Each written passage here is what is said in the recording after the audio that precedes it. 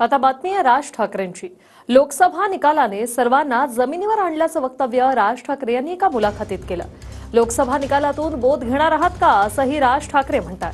तर पदवीधर उमेदवाराच्या अर्जावर अंगठ्याचा पर्याय असतो, पण मतदान करणारा शिक्षित असावा, ही कुठली लोकशाही असा सवालही राज ठाकरेंनी केलाय।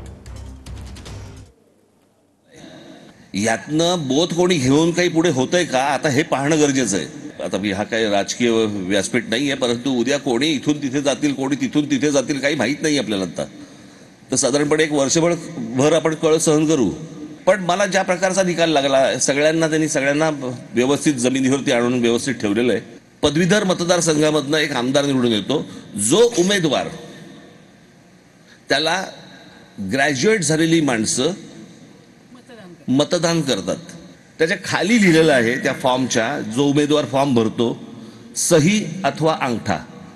म्हणजे तो उमेदवार शिक्षित असला पाहिजे अशी अट नाहीये, पण त्याला मतदान करणारी माणसं ही शिक्षितच असली पाहिजेत। ही कोणती लोकशाही आहे?